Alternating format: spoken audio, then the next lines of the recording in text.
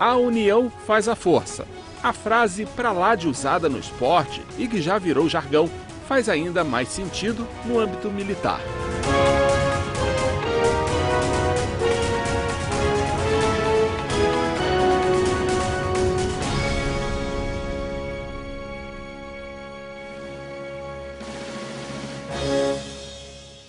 Mesmo que a gente não perceba, a gente já usava na competição civil normal e que é feito aqui. O espírito de corpo, a liderança, o companheirismo, que são coisas que estão inseridas, logicamente, no esporte coletivo, né? O futebol não foge disso, ninguém vai ganhar um jogo sozinho nem perder. Então, quanto mais união o grupo tiver, eu não digo união de ter que ir um almoçar ou jantar com o outro, eu digo naquele momento da competição, todo mundo tá consciente do objetivo.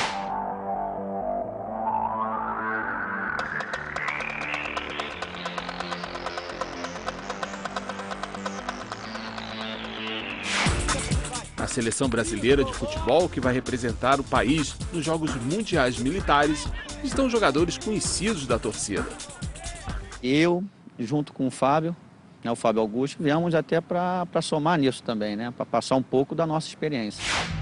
O ex-lateral Bruno Carvalho jogou no Vasco e chegou a vestir a camisa da seleção sub-20.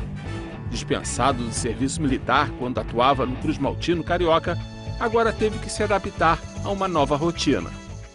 Lance do compromisso fora, né? Lance de horário, as responsabilidades de descanso, aquela coisa toda, aqui tem. Fábio Augusto, que defendeu times como Flamengo e Corinthians, também não serviu às Forças Armadas. No curso técnico de sargento temporário, teve que superar a marcação implacável do cansaço. A gente atirou, a gente fez rapel. Eu tive mais dificuldade numa marcha que a gente teve que fazer no último dia, acho que, se não me engano, de 15 quilômetros à noite, com a mochila nas costas e de fuzil. Eu estava muito cansado, porque a gente tinha tido um treinamento. A gente tinha treinado de manhã, eu tinha treinado, a gente estava lá na AMAN, na Academia Militar. Talvez foi o dia mais duro para mim. No grupo, há de soldado a capitão. E diferente do que acontece nos grandes clubes de futebol, na seleção das Forças Armadas, nenhum atleta tem salários astronômicos. A média é de R$ 2.500. E quando a bola rola, as patentes ficam fora das 4 linhas. Dentro de campo não tem tempo ainda para pedir a bola ali com enquadramento, vamos dizer assim, né? Por favor, capitão, passe a bola, não tem. Mas isso aí, no dia a dia nosso, né, isso não tem como fugir à hierarquia e disciplina, né? Será que existe alguma semelhança do que eles fazem dentro do campo com uma situação de guerra? O capitão do Exército, Luciano Moreira, esteve no Haiti. Comandou o pelotão Chacal, grupo de fuzileiros que tinha como missão pacificar as favelas de Porto Príncipe. Eu já comandava um pelotão de fuzileiros, já tinha 1 ano. Eu achei que seria muito egoísmo da minha parte abandonar os meus soldados, né, os meus subordinados naquele momento. Jogador de meio campo, o capitão tem uma visão bem clara da relação do combate com o futebol. O futebol, os esportes coletivos, além do preparo individual, a gente precisa de um tanto de liderança, um tanto de preparo coletivo, muito parecido com o combate. Na guerra, a gente precisa que o soldado saiba atirar, mas não adianta ele saber atirar sozinho. A gente precisa que todo o grupo saiba atirar. Que um ajude o outro, que exista essa liderança, esse espírito de equipe, como nos esportes. Nos últimos Jogos Mundiais Militares, em 2007, na Índia, a seleção ficou na 5ª colocação. As seleções africanas têm muita tradição, contando com as seleções do Egito, também do Catar, que são seleções que vêm, a maioria deles, talvez os 11 jogadores profissionais que estão jogando em clubes e acabando de disputar campeonatos do seu país. Então, com certeza vai ser uma dificuldade muito grande que a gente vai encontrar com essas seleções. Ninguém pensa aqui que vai ser fácil, não.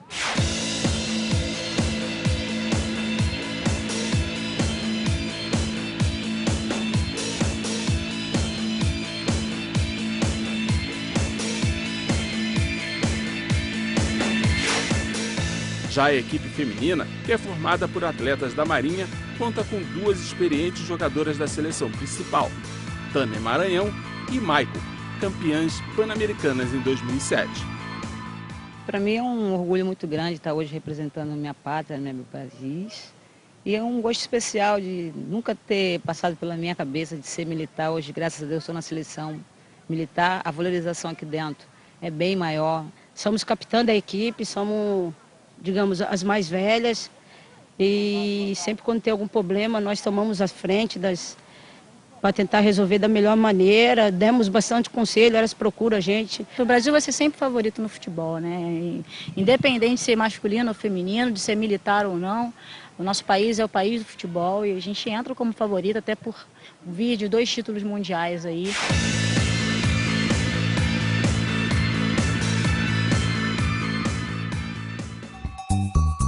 Em 29 de junho de 1958, o Brasil conquistava o primeiro título mundial de futebol.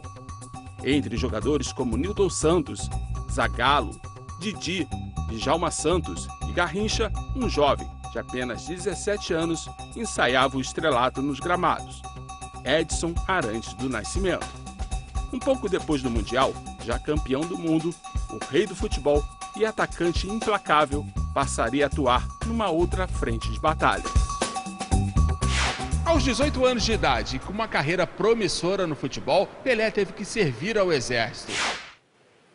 Nós tínhamos um coronel, que era o Coronel Monerá, talvez até de nome vocês, que era um dos diretores do Santos.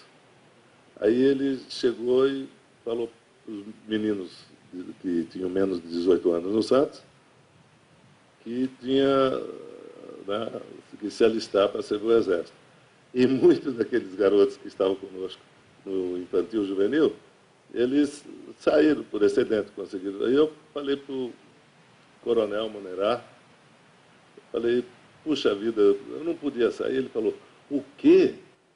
O que eu vou falar para o povo? Você veio campeão do mundo, vou dizer que você tem doença no pulmão?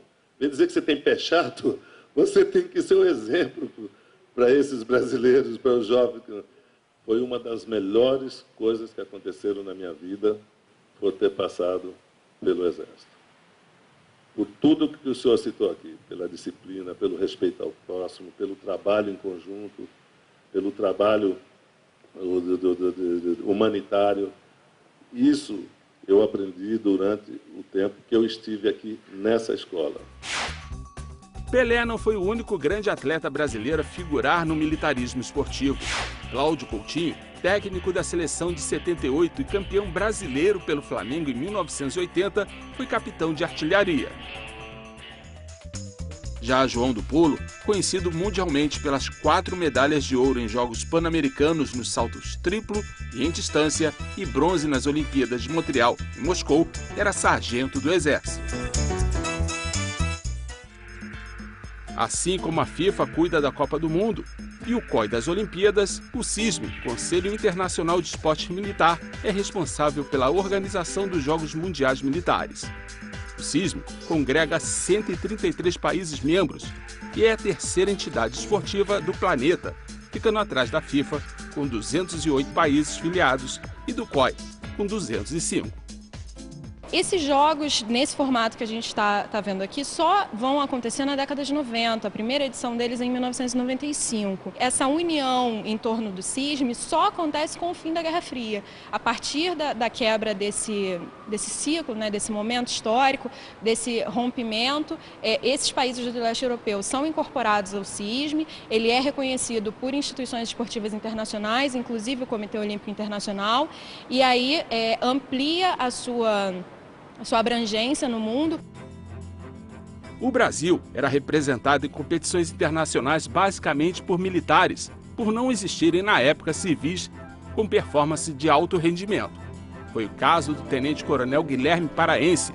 O atirador foi um dos 25 atletas convidados a participar da primeira delegação brasileira a ir a uma Olimpíada, em Antuérpia, Bélgica, em 1920. Na apresentação do tenente paraense, um imprevisto. Tiveram a perda de munição, a perda de material e tiveram inclusive que contar, não tinham alvos para treinamento, muita dificuldade.